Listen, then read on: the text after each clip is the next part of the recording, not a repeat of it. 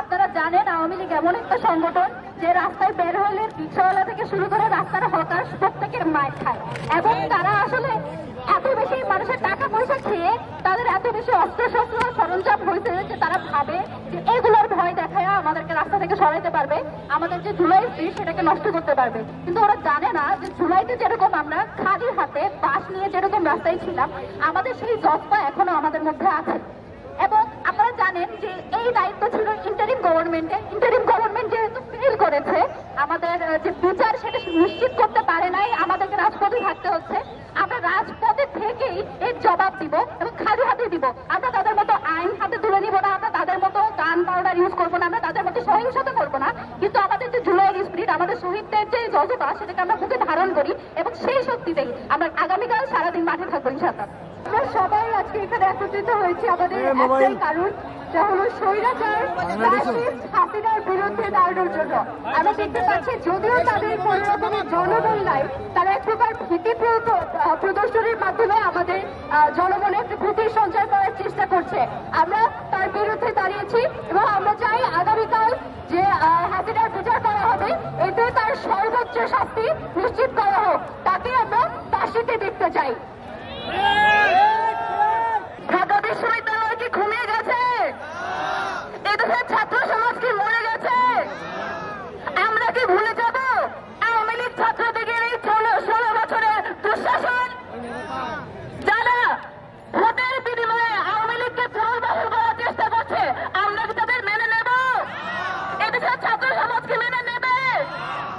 আমরা স্বপ্ন চত্বরের গল্প দেখেছি, আমরা পিলখানা হত্যাকাণ্ড দেখেছি, আমরা দেখেছি 2024-এর গণঅভ্যুত্থানে হাজারো ছেলে মেয়ের, হাজারো মানুষের প্রাণহানি। এই প্রাণহানির পিছনে জড়িত যে আওয়ামী লীগ ছাত্রলীগ, তাদের যে হত্যাকাণ্ড, আমরা কি এত সহজেই ভুলে যাব? আমাদের শরীরে এক বিন্দু রক্ত থাকা পর্যন্ত আমরা আওয়ামী লীগ পুনর্বাসন হতে দিব না। আপনারা দেখেছেন সারা দেশে যেভাবে ছাত্রলীগ আওয়ামী লীগ আবারও ব্যাক করার চেষ্টা করছে। আপনারা প্রতিহত করবেন, যেখানে ছাত্রলীগ দেখবেন আপনারা ফোলাই দিবেন। ধন্যবাদ। এই যে ইন্টারিম গভর্নমেন্ট এতদিন ধরে ক্ষমতায় থাকলো, ক্ষমতায় থেকে পুলিশ প্রশাসন যেভাবে তারা রিফর্ম করার কথা ছিল, কাউন্সিলিং লেভেল থাকার কথা ছিল, আজকে আওয়ামী লীগের আস্ফালন আমরা লক্ষ্য করছি। বিভিন্ন জায়গায় আগুন ধরিয়ে দেওয়া, বিভিন্ন স্পটে তাদের অবস্থান, এইটা নিতান্তই পুলিশ এবং প্রশাসনের ব্যর্থতা। এইটা আমাদের জনগণের দায়িত্ব না, আমাদের শিক্ষার্থীদের দায়িত্ব না রাস্তায় বসে বসে পাহাড়ে দেওয়া। এইটা যারা প্রশাসনের যেসব টিম আছেন, প্রশাসনের যেসব ফোর্স আছে, প্রত্যেকটা ফোর্সকে কাজে লাগানো ছিল আমাদের ইন্টারিম গভর্নমেন্টের মৌলিক দায়িত্ব। এবং ইন্টারিম গভর্নমেন্টের দায়িত্ব ছিল কোনো একটা জায়গায় যদি প্রশাসনের সেই লোকেরা ব্যর্থ হয়, তাহলে সেখান থেকে জবাবদিহিতার আওতায় নিয়ে আসা, তাদেরকে সহজ করা, প্রয়োজন চাকরিকে বরখাস্ত করা, প্রয়োজন নতুন করে এই ফোর্সগুলোকে নতুন করে লোক নিয়োগ করা, তবু সেটা রিফর্ম করা শুরু হচ্ছিল। আমরা 1 বছর পার হয়ে গেছে, এখনো গভর্নমেন্টকে সেই আমরা দেখতে পাই না কার্যকরী অবস্থা নিতে। যে প্রতিবাদী আমাদের যে পুলিশ, যে প্রশাসন, যে অন্যান্য আইন শৃঙ্খলা বাহিনী আমাদের উপর সওয়ার হয়ে সেই ক্রসফায়ার হামলা আক্রমণ করেছিল, সেই বাহিনীর একটা বড় অংশ এখনো তো সেই বাহিনীতে রয়ে গেছে। সেখানে রিফর্ম করার যেটা কথা ছিল, আমরা দাবি জানিয়েছিলাম, সেটি তারা আমলে নেননি। আজকে তারা তাদের দায়িত্বের গাফলতির কারণে প্রত্যেকটা জায়গায় যে বিশৃঙ্খলা হচ্ছে, সন্ত্রাসী কার্যক্রম হচ্ছে, যেখানে পুরো জাতি, সকল শিক্ষার্থী, সকল বয়সের মানুষ আওয়ামী লীগের সন্ত্রাসী কার্যক্রমের সরাসরি বিপরীত অবস্থান নিয়েছে, সেখানে গভর্নমেন্টের ফোর্স যে ব্যর্থ হচ্ছে, তারা দায়ী সারা বক্তব্য দিয়ে পার পাওয়ার চেষ্টা করছে।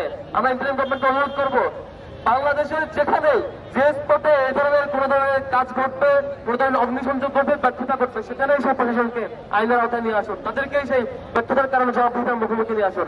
আর নয়তো এটাকে রিফর্ম করা যাবে না, আর নয়তো এটাকে আমরা শৃঙ্খলায় আনতে পারবো না। আজকে শিক্ষার্থীরা, আজকে এই হাসিনার রায় উপলক্ষে যেটা উৎসব হওয়ার কথা ছিল, যেখানে শিক্ষার্থীরা সবাই একসাথে আবেগপূর্ণ পরিবেশিত থাকার কথা ছিল, সেখানে প্রশাসনের ব্যর্থতার কারণে, প্রশাসনের নিশ্চুপ ভূমিকার কারণে, প্রশাসনের সন্দেহজনক ভূমিকার কারণে আজকে শিক্ষার্থীদেরকে মাঠে নামতে হচ্ছে। এটা খুবই দুঃখজনক।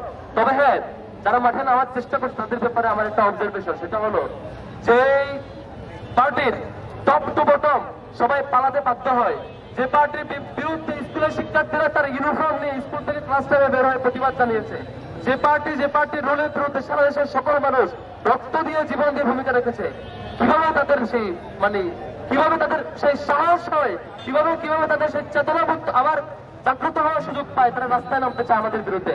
আমরা বেঁচে থাকতে সেটা হইতে দিব না।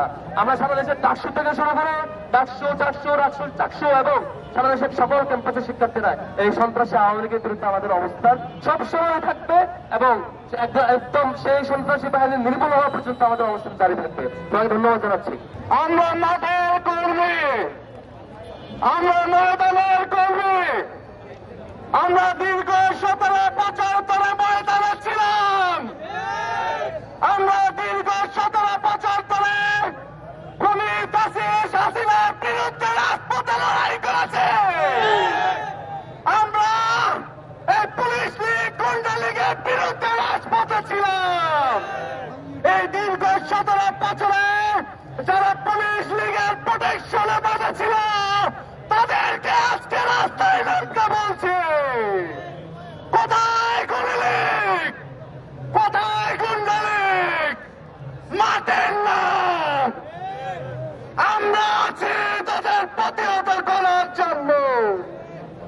অনতি বিলম্বে খুনি ফ্যাসিস্ট হাসিনা সহ তাদের সকল দোষরকে বিচারের আওতায় নিয়ে এসে সর্বোচ্চ শাস্তি নিশ্চিত করতে হবে। যতবার লীগ আস্ফালন দিবে, ততবার যুগের যোদ্ধারা এক হবে, ততবার আমরা রাস্তায় নামব। সকলকে আগামী দিনগুলোতে